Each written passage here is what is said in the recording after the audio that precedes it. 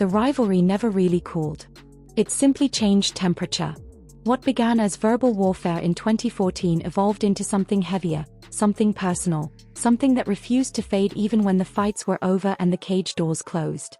Years of violence, accusation, and public humiliation hardened into a permanent fracture that time could not soften. By the time the dust settled after their trilogy, the conflict between Conor McGregor and Dustin Poirier had moved beyond sport. It was no longer about rankings, belts, or unfinished business. It was about boundaries that had been crossed and trust that had been permanently destroyed. In the aftermath of UFC 264, McGregor's broken leg became a symbol of more than physical damage. It marked the moment when any remaining thread of respect snapped completely. His words from the canvas echoed louder than the injury itself, reverberating across the sport with a cruelty that stunned even long-time observers of his bravado. That outburst was not forgotten, and it was not compartmentalized as heat-of-the-moment chaos. For Poirier, it became a defining line, one that could not be erased by time, apologies, or gestures disguised as growth. What followed only reinforced that divide.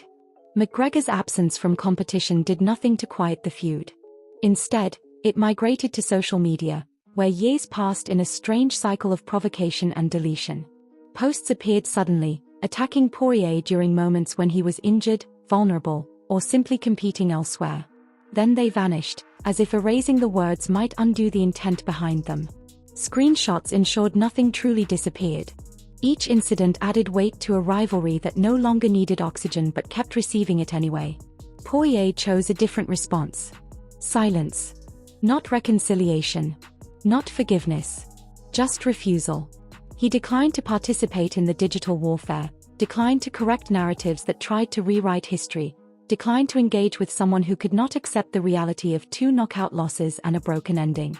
That silence was not weakness. It was finality. It was the quiet certainty of someone who knew he had nothing left to prove and no obligation to reopen wounds for the sake of spectacle. As Poirier's career entered its closing chapters, clarity replaced chaos.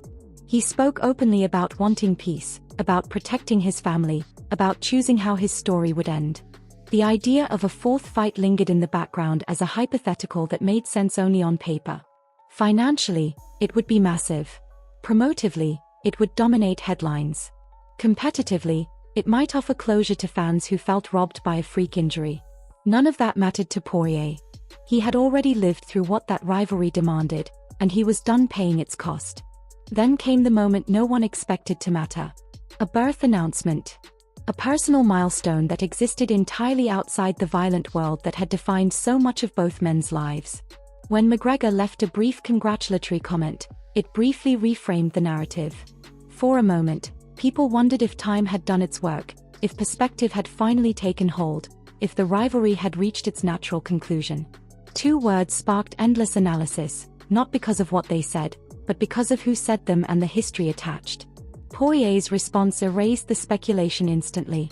There was no hesitation, no diplomatic framing, no desire to preserve future possibilities. The gesture changed nothing. It carried no weight. It did not heal anything. To Poirier, it was irrelevant noise from someone whose words no longer mattered. That blunt honesty shocked some and resonated deeply with others, because it reflected a truth many people understand but rarely articulate.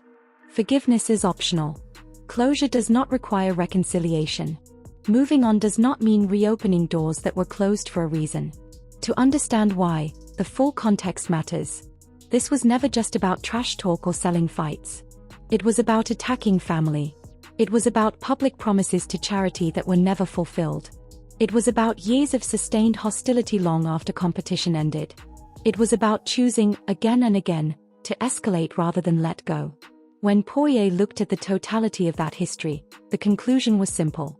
Some lines, once crossed, stay crossed forever. As Poirier steps toward the end of his fighting career, his priorities are clear. The sport gave him direction when his life lacked it. It gave him purpose when he was headed toward outcomes he might not have survived. It gave him a platform to build something meaningful beyond himself.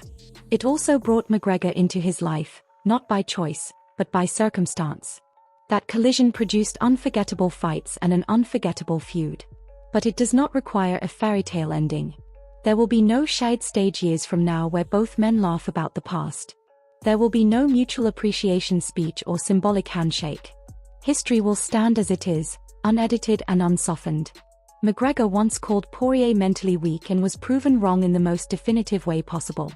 Poirier beat him twice, survived the chaos, and walked away with his values intact. The rivalry ends not with redemption, but with distance. Not with forgiveness, but with resolve. And maybe that is the most honest ending of all. If you enjoyed this deep dive into one of the most volatile rivalries in MMA history, let me know what you think in the comments.